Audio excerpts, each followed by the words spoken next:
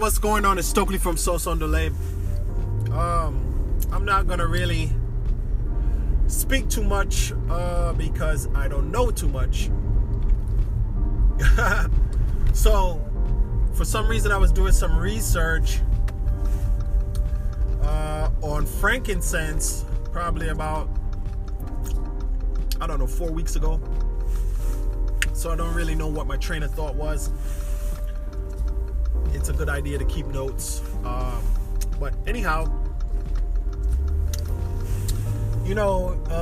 aromatherapy is a real thing. Smelling things can really turn around how you digest, sometimes how you feel about.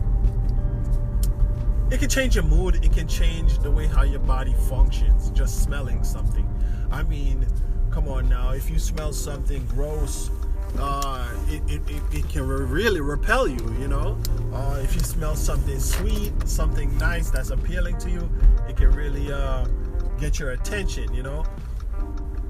I remember that I was leaving my house, and a guy was like, he was like across the street, so I guess he was bathing in his cologne, because I could smell it from the other side of the street, but it smelled great. I said, what's that? What's that cologne you wearing? He said, first thing he said, it was like, it's $1,400 a bottle, but you can get the little bottle for $400. I said, oh, okay, what's the name of it? Baccarat. Okay, so I was like, wow, Baccarat, wow, like, the people that mix these fragrances, they really know what they're doing, and the price of it really, it really is worth it. I have a few bottles of cologne. I can't even find them now, but I have never really used them much. And during seasons when I did use them, I've never run out. I had most of them. All of them were gifts. I had a Bulgari, a DKNY, and a Versace that my brother gave me since, I don't know, how old were we? Oh my gosh. I was in high school 20 years ago. I think that Versace bottle is not finished, and I don't know where it is now, but the DKNY is not finished. I used a little bit of it. The Bulgari, I never really liked the scent of it too much. That one is probably still full. I probably sprayed it maybe a few times. I should really sell them. But anyhow, fragrances, like me, I'm sensitive to smells. Like bleach and Fabuloso, those things make me feel like I'm being exposed to toxic chemicals, because as soon as I can smell a cleaning product, I start to think that, oh no, this is not good, so I prefer to use Pine Sol. Anyhow, what I wanted to talk about is frankincense. So maybe in the last year I was watching a documentary on frankincense. Frankincense comes basically straight from a tree. It's a tree sap. They cut the tree, and then the tree oozes out like a sap, and they collect that sap, and I think that's it. And a lot of it comes from Ethiopia, I think Somalia, Eritrea, around that area, around the Ethiopian area, So what the research, or whatever, the conclusion of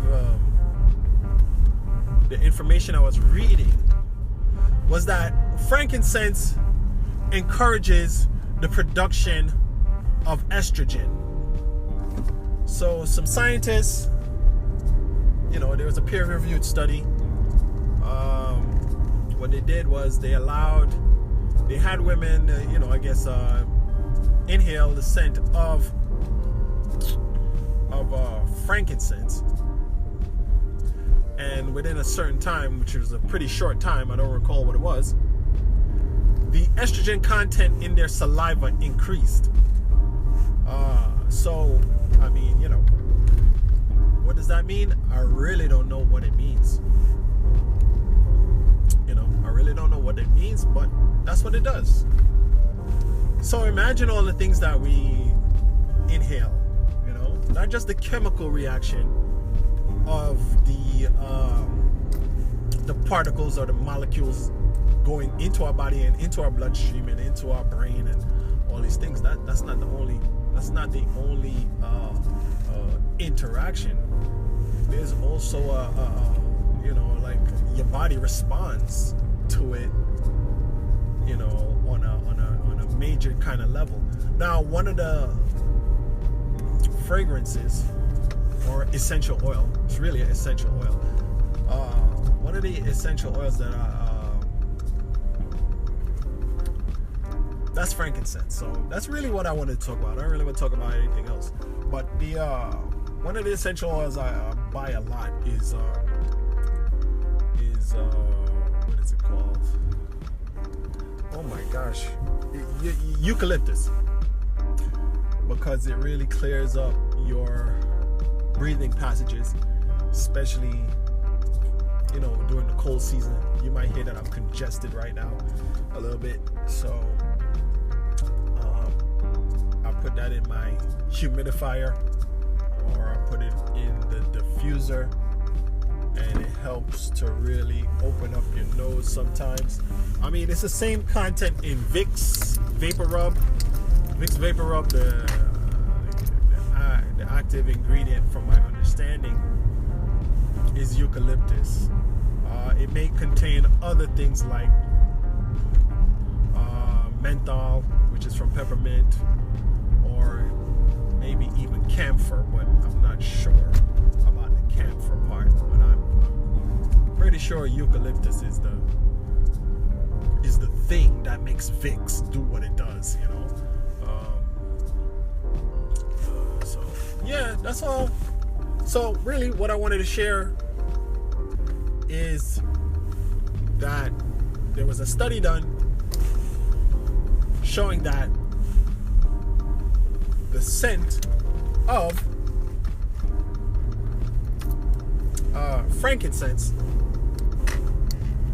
increases the estrogen in women's saliva. I don't know what that means, but you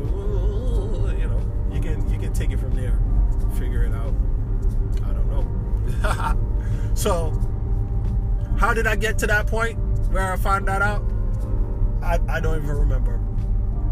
I don't really remember. I hope it was a good reason. But hey, I'm just sharing that with you. Oh, you know what I was looking up? I think I was looking up things related to PMS, because I have another post about oxaloacetate or oxaloacetic acid,